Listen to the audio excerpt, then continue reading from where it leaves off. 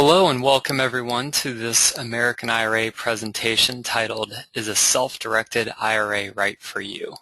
My name is Sean McKay. I'm the Senior Vice President for American IRA, and today we're going to discuss the basics, the fundamentals of the self-directed retirement accounts and whether that makes sense for you to implement in your portfolio.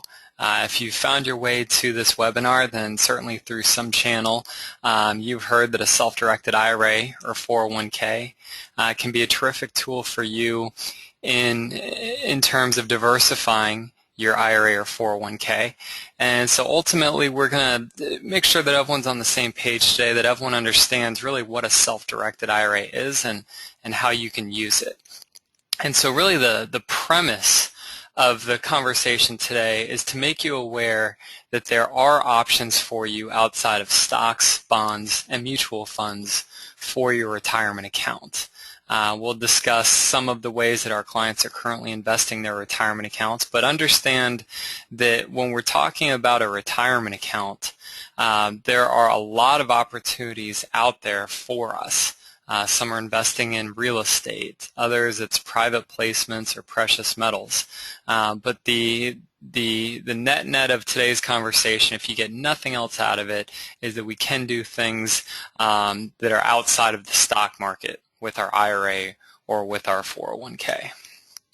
So let's talk about what most of us are currently doing with our retirement plans. And if we look at the different investment opportunities available to us, I always think of it in terms of a risk-reward analysis. And so on one end of the spectrum, the end that we'll start on, we'll talk about the safest, most secure investment opportunities available to us. And so most of us are familiar with products like CDs, money markets, T-bills, also known as treasury bills. These are investments that are widely considered the most conservative, the safest ways that we can invest our accounts, whether they're retirement accounts or personal funds. But certainly today we're going to focus on retirement accounts. And so we understand when we make this investment, because there is so little risk, ultimately there's going to be, frankly, very little return that we can get from these investments. And so as of 2014, while we're recording this webinar, with CDs, money markets, T-bills, a lot of those opportunities, you're currently going to be yielding typically less than 1% in terms of a rate of return for that investment. So most of us look at that and say, that's typically not a way we're going to be able to grow our retirement account. It might be a way to park a certain portion of our portfolio, something that we just want to be completely risk averse, have almost no risk associated with it.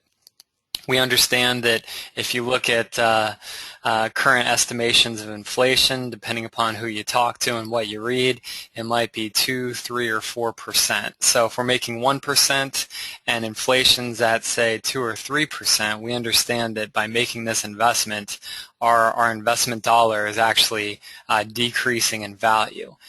So that's certainly not where most of us are going to put the majority of our retirement dollars. As we kind of go up this risk chart, then you see a lot of individuals that are a fan of different products like mutual funds, index funds, ways that we can buy a bunch of different stocks or bonds, whatever it may be, and it's kind of bundled into one product, if you will. So you might buy mutual fund ABC, and inside of ABC might be tens or hundreds of different stocks inside of that mutual fund. And the theory is that we're diversifying. We have a lot of different stocks or bonds inside of this one specific product, so that if there's a part of the stock market that's not doing well, then that's not going to be ideal, and certainly that portion of the mutual fund won't be performing very well, but we're diversified through a lot of different sectors. And so the theory is with a lot of diversification, we're going to be able to kind of hedge our bets against the downside and things going south. So a lot of people, especially over the last few decades, have become bigger and bigger fans of mutual funds, and that can be a terrific tool. once again, for diversifying your portfolio. And there's so many products out there that there's a lot of ways that you can invest in mutual funds and identify specific opportunities that you think make sense. So certainly when speaking with a financial advisor these days, they're typically going to be a big fan of these mutual funds. And the great thing about mutual funds is that they are products that can be purchased and sold very easily. So that's certainly a huge benefit for a lot of us. Maybe we have full-time jobs and families and a lot of different things going on, and so we like simplicity in our investment strategy. And certainly mutual funds and index funds kind of fall into that category.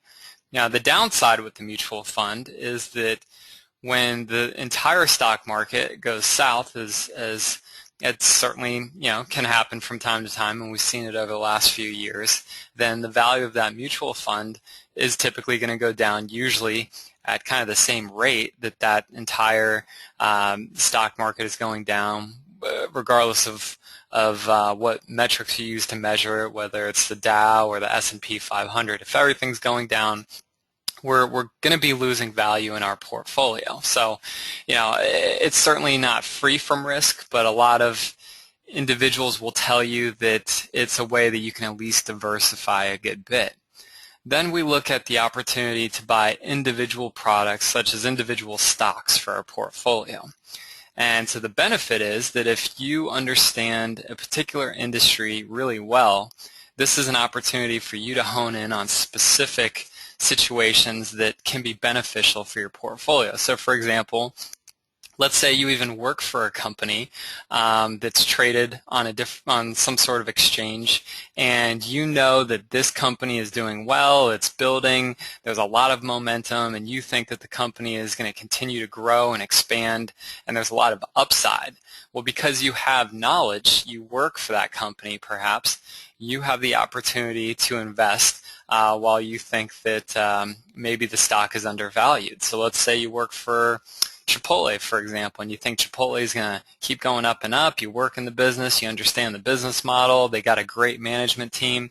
You can invest in that individual stock, and you're going to do better than I would, for example, because I'm certainly not nearly as familiar as you are being an employee of that company. So certainly there's the ability to invest in what you know and what you understand through the stock market. If you even understand a particular industry, for example, let's say the healthcare industry, you have a lot of friends and family that work in that industry, and you're kind of privy to a lot of specific knowledge, then that can be an opportunity for you as well.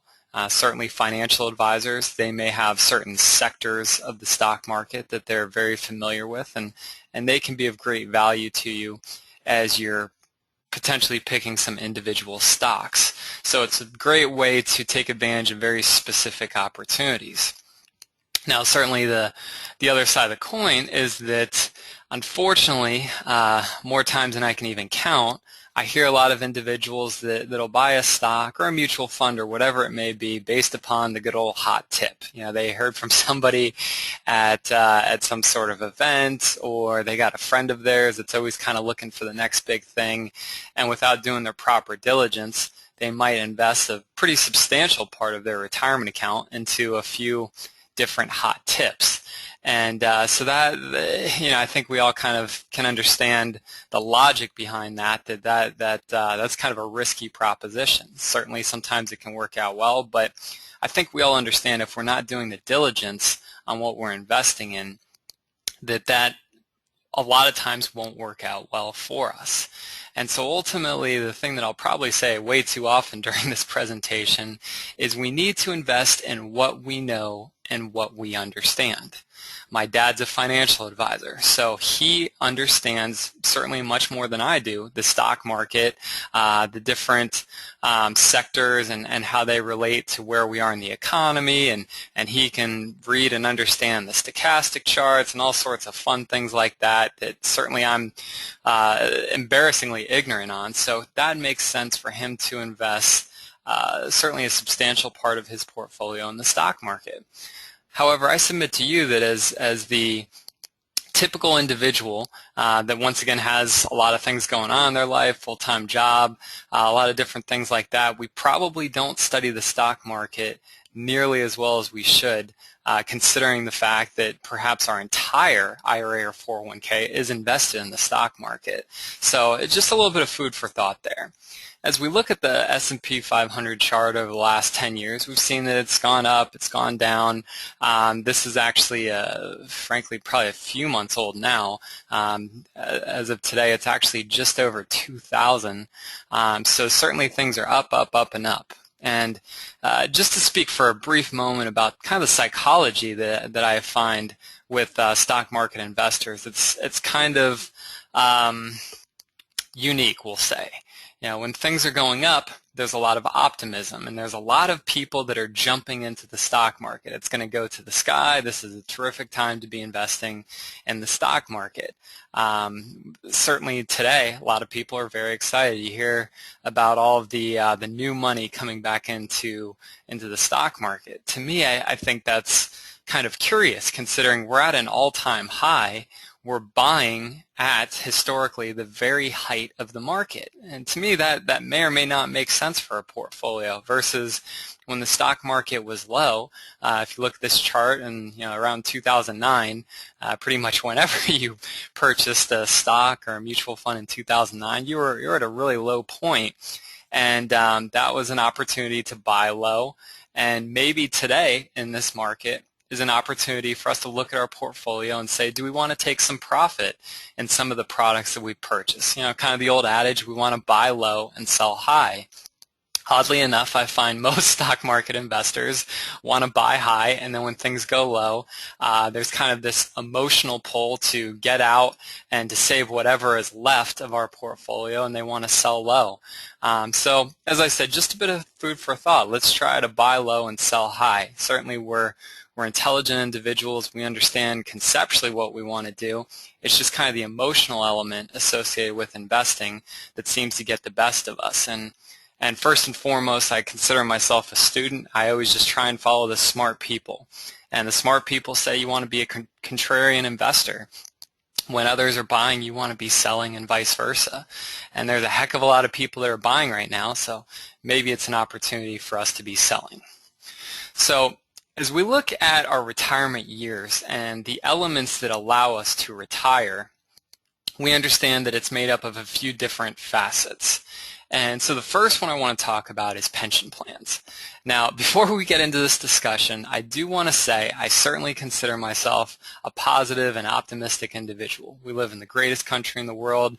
There's endless opportunities, and I really do believe, once again, in following the smart people and listening to smart people, that there's a lot of positive things that we have working for us, and in the future, it looks like we have a very bright future as a country. With that being said, when we look at pensions, I think most of us are aware that pension plans are really going towards the end of being extinct. There's essentially really no new pension plans being created, and so for those that are yet to retire, there's a pretty reasonable assumption that moving forward, pension plans are not going to be part of our retirement portfolio. Certainly for my grandfather, he worked for the same company for 40 years, and he was able to retire with a tremendous pension. Nowadays, whether it's individuals moving companies much more frequently, or companies not having the capacity or perhaps the willingness to deal with pension plans, that's not going to be part of most of our portfolios as we move forward and look ahead. The next element is Social Security. As I said, I consider myself first and foremost a student. I don't pretend to have the tools or knowledge to make any sort of forecast about what Social Security will be and in what form moving forward. But if we take the optimistic view that Social Security will be around, we'll get the same amount of payout that previous generations have gotten, we understand that it's a nice tool, but it's certainly one element that will allow us to retire.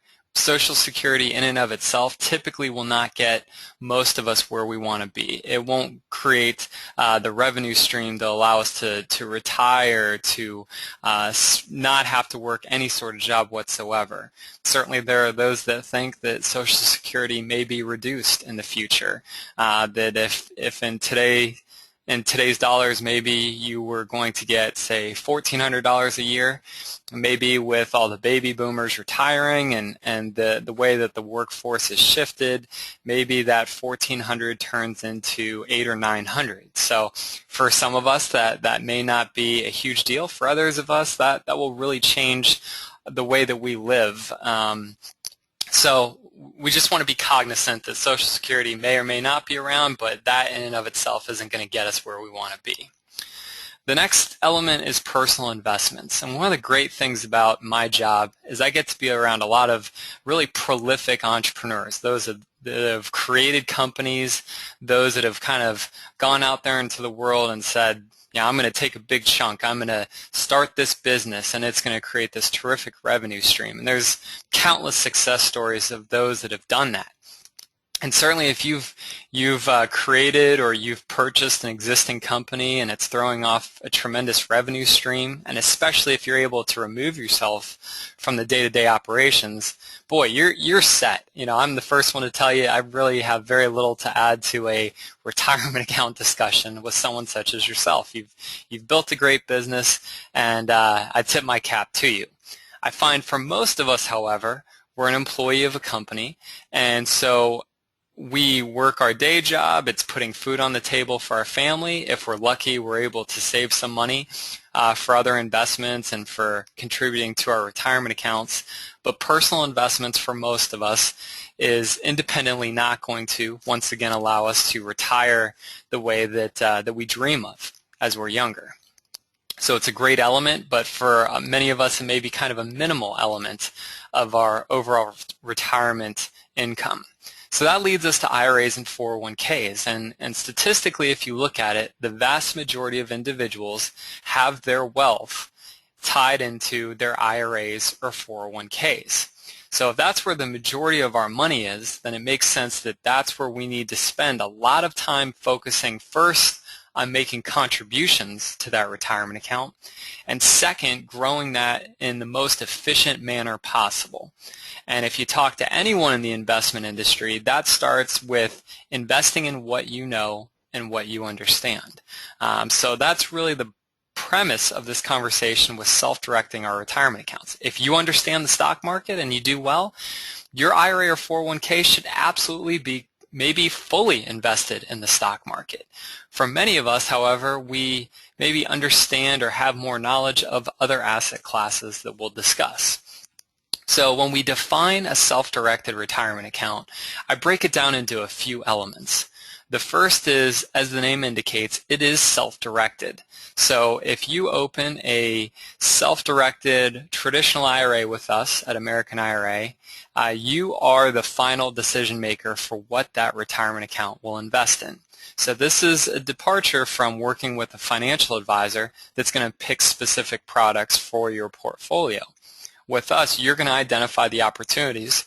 We are neutral in the transactions. So even if you understand that one of our team members is really well versed in real estate, unfortunately we're not licensed to give you an opinion. So ultimately it is truly self-directed. Certainly you're going to lean on perhaps friends, family members, professionals to give you some insight, but ultimately you are the individual pulling the trigger on the investment. Now, the term self-directed has been coined by our industry to indicate that we are typically talking about what's considered alternative assets. So our clients are purchasing real estate, perhaps they're lending money.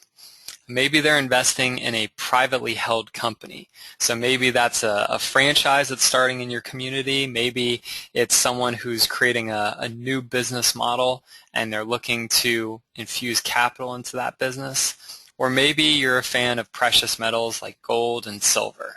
Ultimately, what we're going to find in this discussion is that the way the IRS code is written is it tells us what we cannot invest in. It doesn't give us a list of all the things we can purchase inside of our retirement accounts. So that's two elements. With a self-directed account, you are the decision maker, and typically you're going to be investing in alternative assets. Now, with that being said, to give our clients as much flexibility as possible, we do have a relationship with Scottrade, for example, where clients can move a portion of their self-directed portfolio with us into an account with Scottrade and still invest in the stock market, buy different products, stocks, mutual funds, whatever the case may be. So our goal at American IRA is to give you complete diversification, complete freedom to invest in what you know and what you understand. So American IRA is considered the third-party administrator for your retirement account.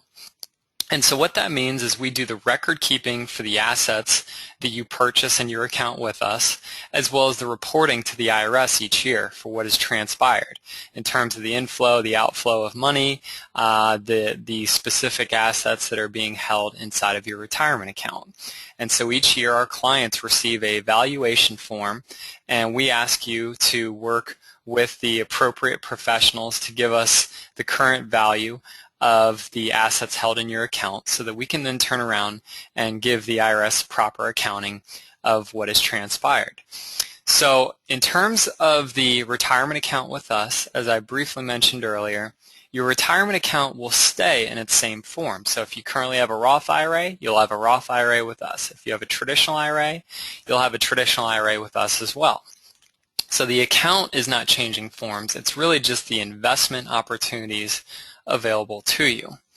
So in terms of the scope of the company, American IRA is what I consider kind of a boutique provider of this service. We have just over 3,000 clients and $300 million in assets under administration.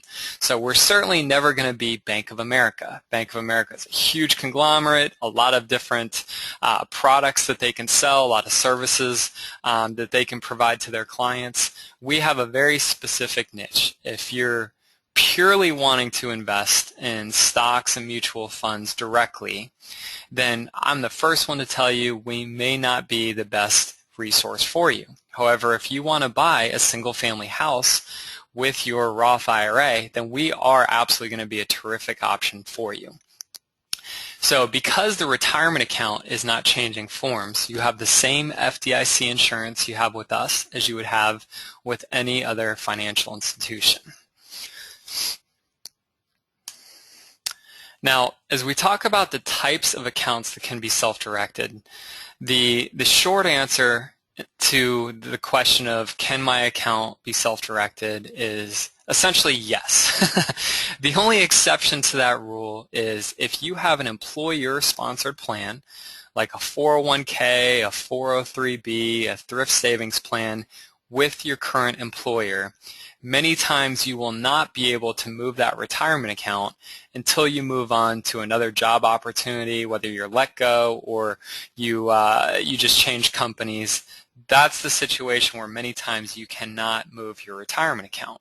However, if it's an old employer-sponsored plan, or if it's an IRA or some of these other tax-deferred vehicles, you can certainly move that retirement account to us. So whether you have a Roth, a traditional, also known as a rollover, a SEP, a simple, an HSA, a Coverdale, all of these accounts can in fact be self-directed. Also, if you have an inherited IRA, that can certainly be self-directed as well.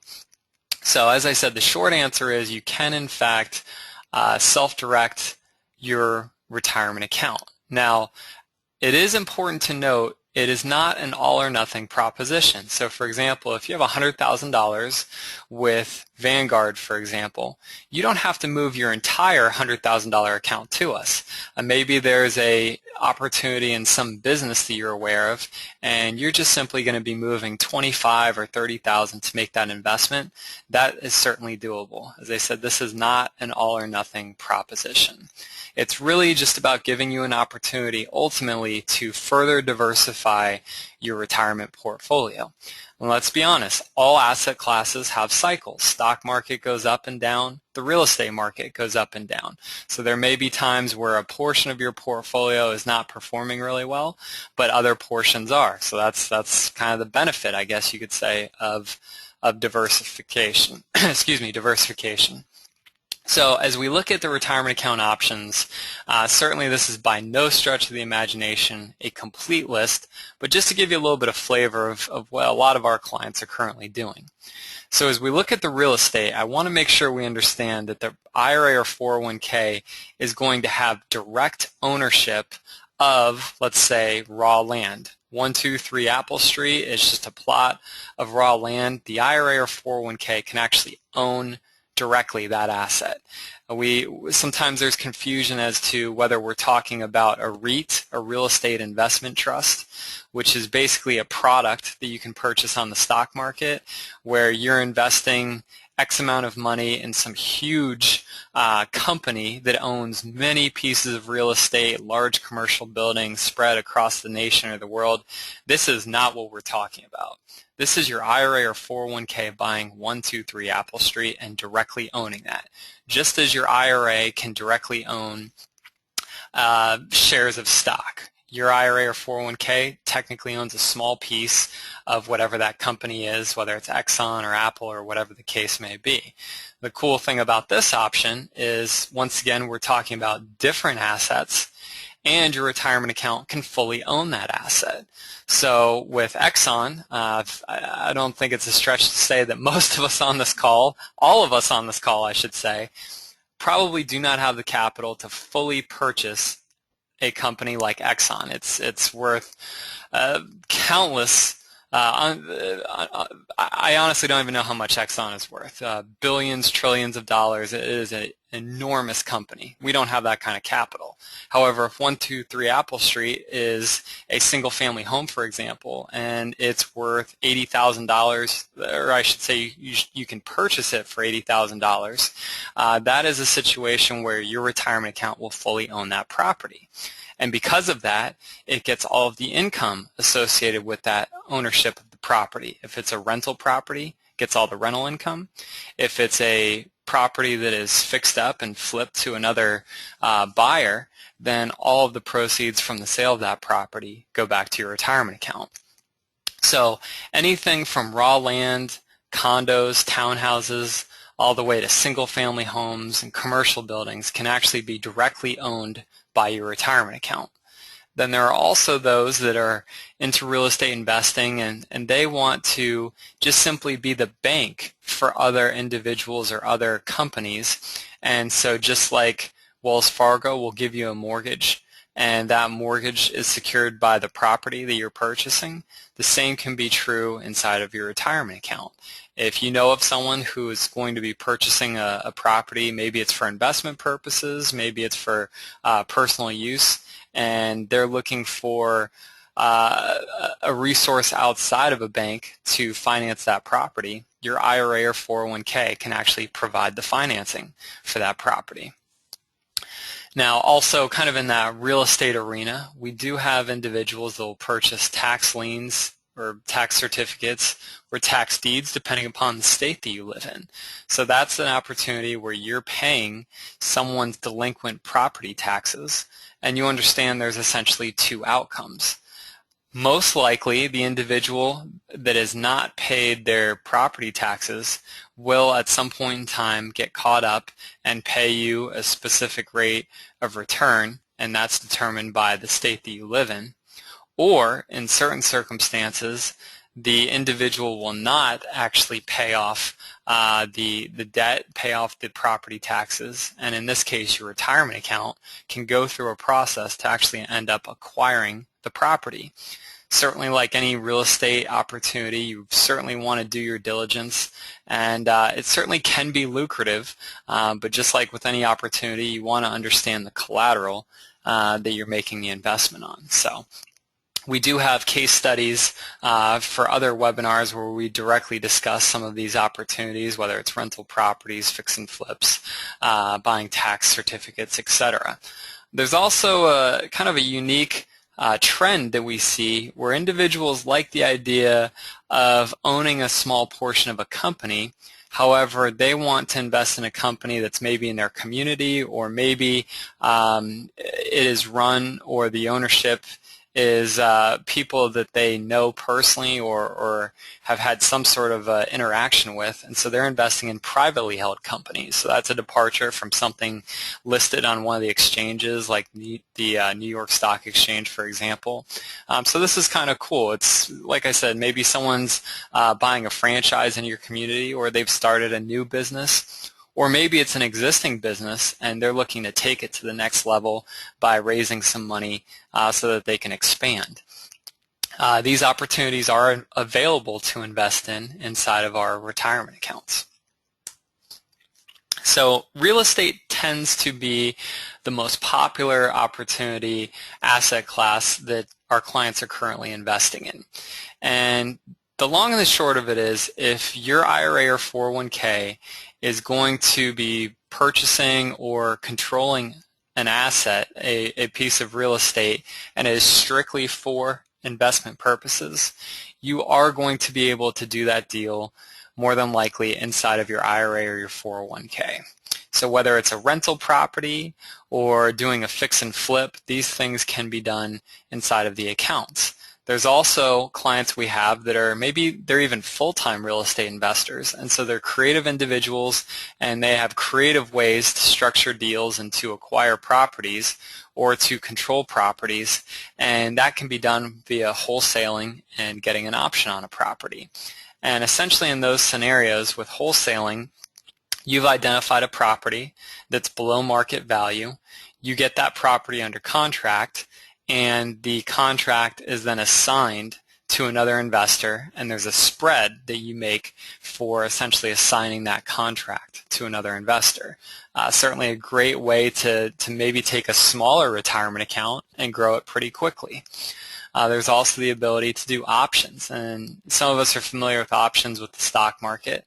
It's kind of the same general principle, where with an option, let's say that you are directly corresponding with a homeowner and they are willing to give you the option, which is the right but not the obligation, to purchase the property at a set price over a certain period of time. So an example might be your IRA puts $1,000 option consideration to buy 123 Apple Street for $80,000 over the next 24 months.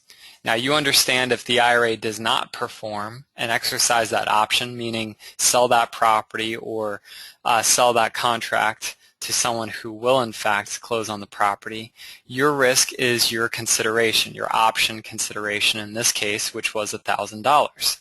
So in that scenario, if you have the option for $80,000 and you have someone who's interested in buying that contract for, say, $85,000, then you've made a $5,000 profit with your $1,000 option consideration.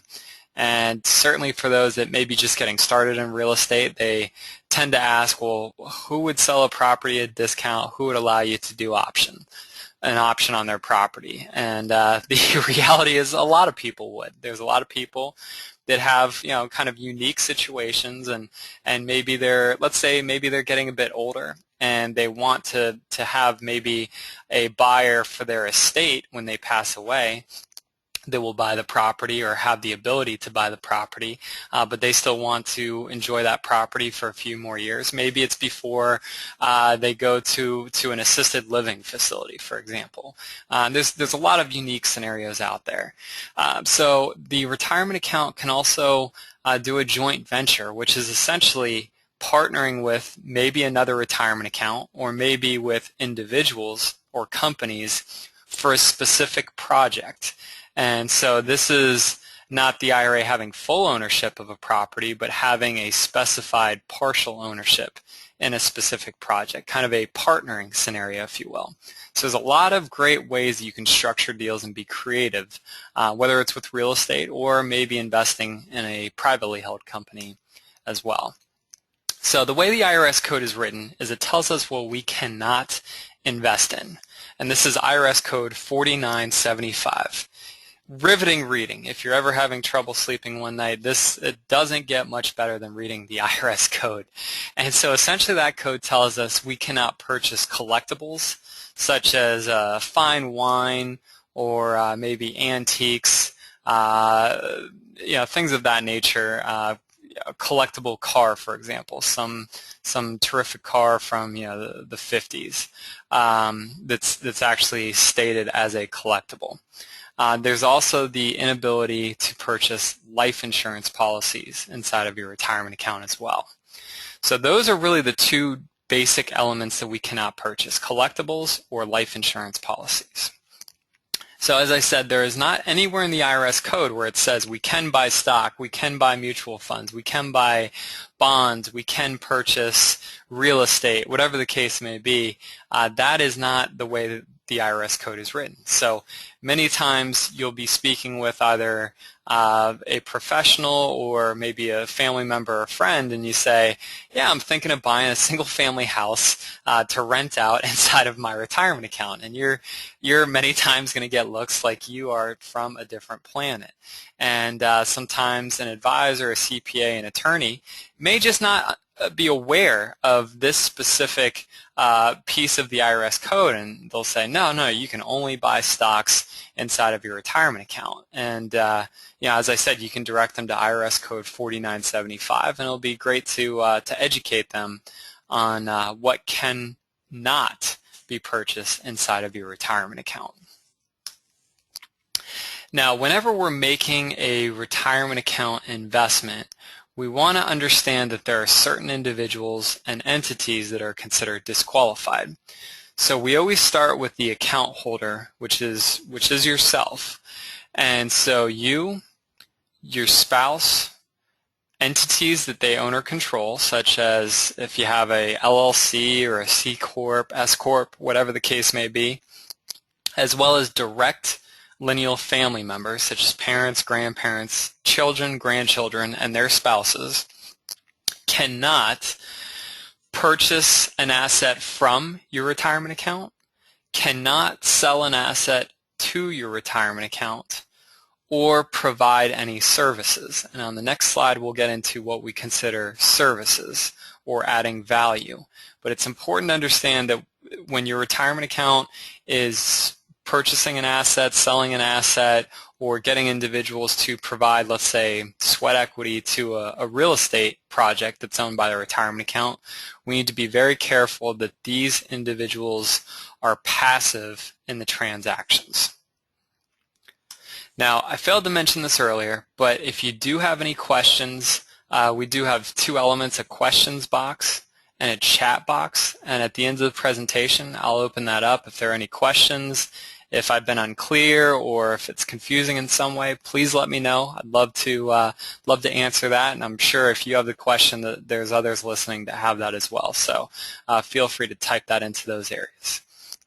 So as we're talking about services that cannot be provided by those disqualified persons, the easiest way to analyze this is looking at a real estate deal. There's the most moving parts for our clients. There's more people that are involved in the process. So starting with the acquisition, a disqualified person could not be a realtor on the transaction, nor could they be the closing attorney. If it's going to be a rental property, you cannot be the official manager of that property, receiving compensation and signing documents on behalf of the asset owned by the retirement account. There's also the element of sweat equity. Those that are a lot more handy than myself like to get in there and do a lot of the plumbing and put a roof on and all that kind of fun stuff. Unfortunately, those disqualified people cannot provide the sweat equity to the project. So you're going to need to understand on the front end that you're going to need to hire out all the appropriate resources for this transaction.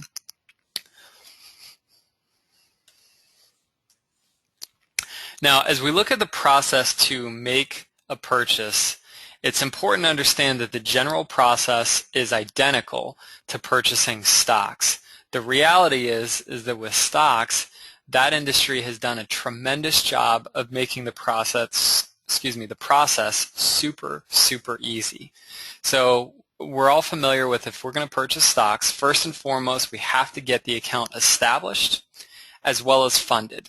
We're then going to identify different stocks or mutual funds that our IRA is going to purchase, and then ultimately we're going to go through that institution to make the purchase of the stocks, whether it's a Scottrade, a Vanguard, Wells Fargo, working with your advisor at their independent firm or the institution that they're associated with. You have communication with them, or you're going online to make the acquisition, and the end result is that your retirement account owns 10 shares of Apple stock. Okay? Now conversely, with a self-directed account, we're going to have the same general process, but frankly, it's typically a much more paperwork-intensive process. First, we have to get the account established and funded, and that's done using the application kit that we have on our website that is applicable to your type of account. So that's the first step. Before we do anything, we must get opened and funded. We're then going to identify an opportunity such as a rental property that we want to purchase inside of the account. We're going to work with the appropriate resources, the realtor, the closing attorney, and American IRA will be involved in every element from the offer to purchase all the way through the closing and beyond. So we're involved in every element of this process, from the signing of the documents on your direction, the offer to purchase and the closing documents, as well as sending the funds, everything from the earnest money all the way through the monies to close on the property, and moving forward as the property needs to pay contractors or handymen, whatever the case may be, you're going to be in contact with our office so that we can send checks to the appropriate parties. And the end result is that your retirement account will actually own 123 Apple Street. Okay, so I want to be very clear about this, because the most disappointing conversation I have is someone has heard myself or a principal Jim speak somewhere, and they've put it on the back burner, and they give us a call and they say, hey, I found a deal for my IRA and I got to close on it in 3 days. What do I need to do? Well, the long and the short of it is, if your account is not already established and funded, there is no way on this earth we're going to be able to get you to a point where your retirement account is purchasing that property in 3 days. So we want to make sure we're planning ahead. And at American IRA, we do everything we can to make this as painless as possible. So what I always suggest to clients is you first get your account established if you have an inkling of an idea that you're going to be diversifying your portfolio and buying an alternative asset. There's going to be a $50 setup fee when you establish your account. Now the annual fee, which is $285, will not be charged until you actually make your first investment. So what we encourage clients to do is at least get your account set up. You don't even necessarily need to fund it at this point. You just want your account established. And then when you see a potential opportunity, if you have not done so already, then we need to work on getting the funds moved from your current institution. This can take anywhere from a few days to, on average, more likely a couple of weeks for them to process and send the funds to us. And then we start to work through that process to make the acquisition of your asset. So hopefully from this slide you take the fact that you need to first get your account established and funded before you start making offers on a property or investing in some opportunity, and you want to at least get your account established so that you can be that much further down the road for a specific opportunity that might come across your desk. And maybe it's tomorrow and maybe it's 2 years from now, but you at least have your account set up. And as I said, your annual fee isn't even going to be charged until you actually make your first investment. So that might be 2 years from now. Now, a common question that I get is, why haven't I heard that I can do things other than stocks, bonds, and mutual funds with my retirement account? Now, as I mentioned earlier, my father is a financial advisor in Florida, and we have a terrific relationship. We talk daily, and I think the world of the guy a lot smarter than I'll ever be. And when I started at this company, he was so worried that I was getting involved in some sort of wacky, fly-by-night type scenario because he had never heard of a self-directed IRA that could invest in these alternative assets. So we spent a lot of time together actually educating ourselves on what the industry was about and the way the IRS code was written, quite frankly. And so ultimately, even though he's been an advisor for 30 plus years, this was an opportunity to really kind of blow his mind as to what could in fact actually be done with an IRA or 401k. And so when you have this conversation with your advisor, your CPA, or your attorney, it's not that they're trying to be misleading because they've never mentioned this to you. The reality is most of the time they're unaware of these opportunities.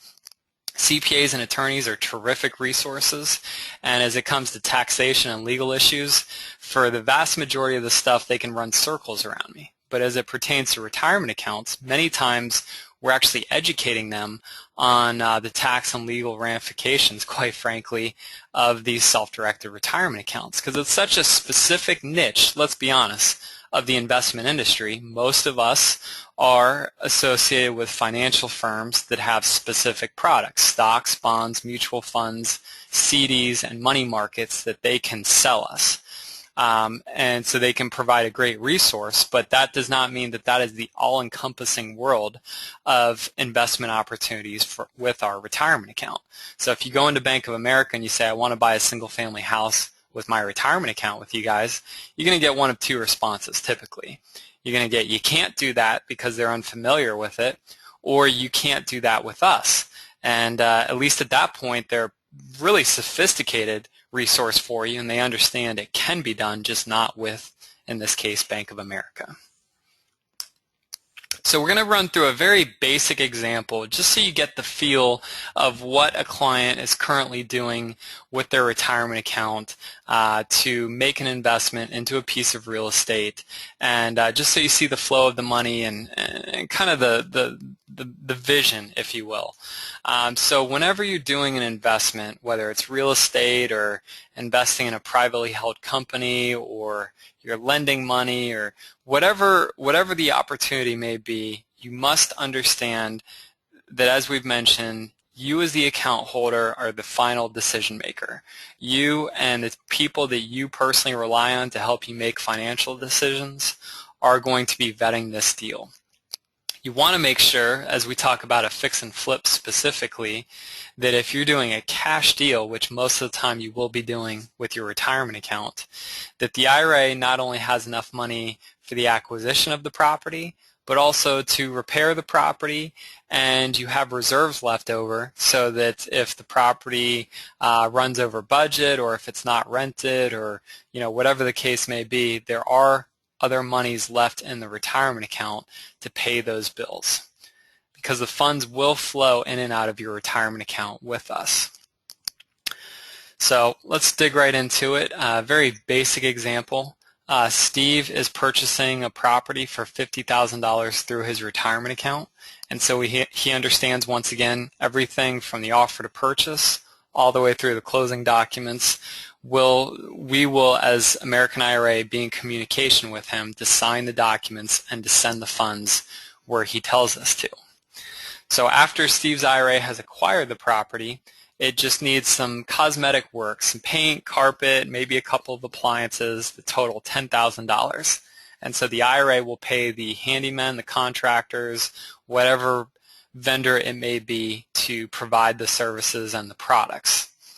And let's say that the property takes 6 months to sell, and there's HOA fees, there's insurance that needs to be paid on the property, whatever the case may be. You have some lawn care service, whatever it may be, those will need to be paid for by the retirement account as well. And when you sell the property, there's going to be a proration of the taxes and all the other good things associated with home ownership. So a buyer comes along and purchases the property from Steve's IRA, and American IRA will be signing all the documents associated with the sale of the property. And so ultimately, when that profit is realized from the sale of this fix and flip, the profit will all directly go back into the retirement account. Very similar if you make the correlation to the stock world. If you buy, let's say, a really prolific stock. Let's say you buy a stock for $20 a share on Monday, and the market's hot, everything's going great. You bought it for 20 and you sell it for 40 later on that week. You made an incredible investment. You understand that with stocks, if you do that deal inside of your retirement account, all of the profit from the sale of that stock comes back to your retirement account.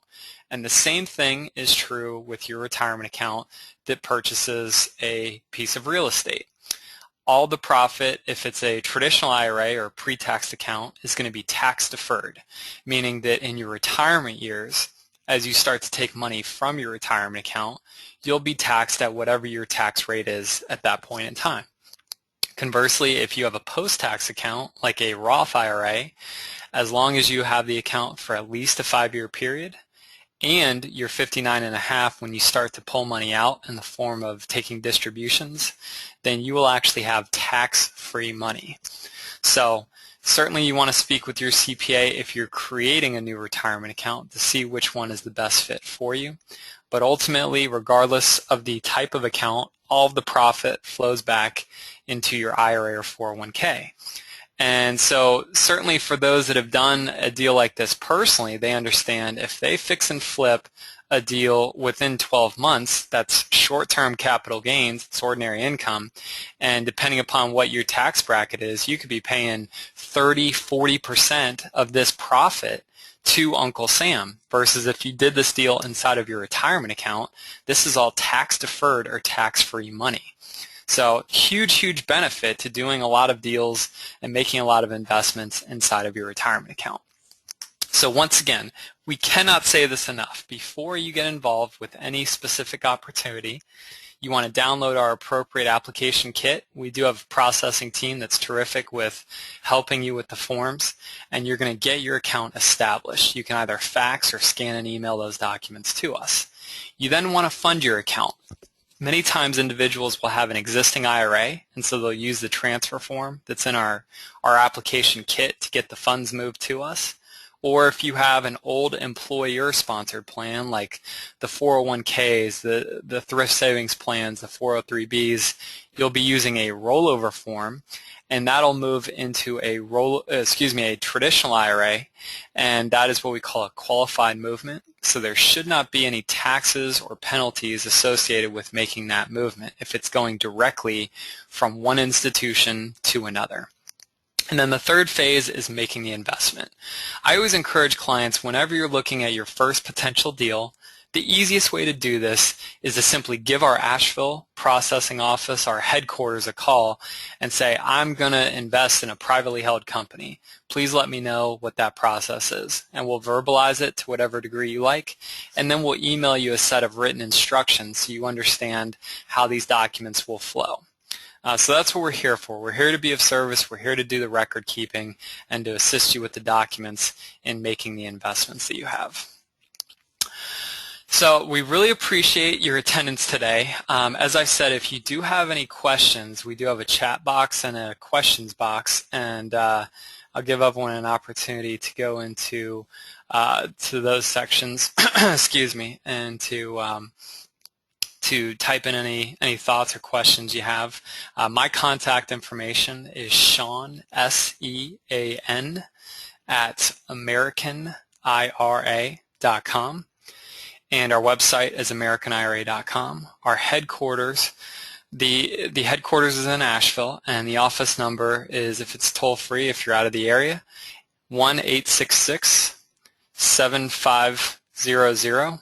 IRA, which is 472, or if you're local, it's 828-257-4949.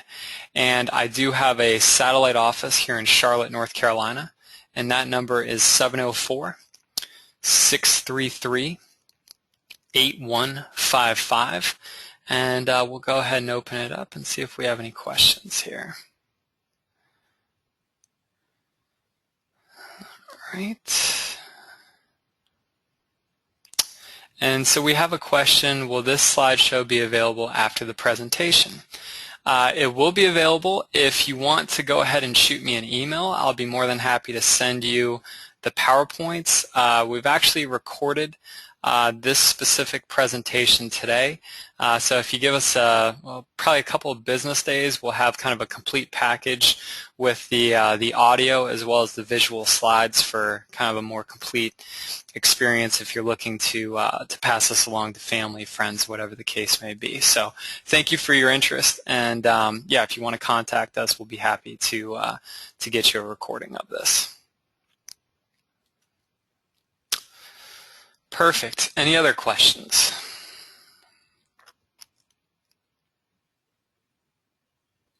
Okay, give everyone just another moment, see if there are any other coming through here. And once again, I certainly appreciate everyone's time today.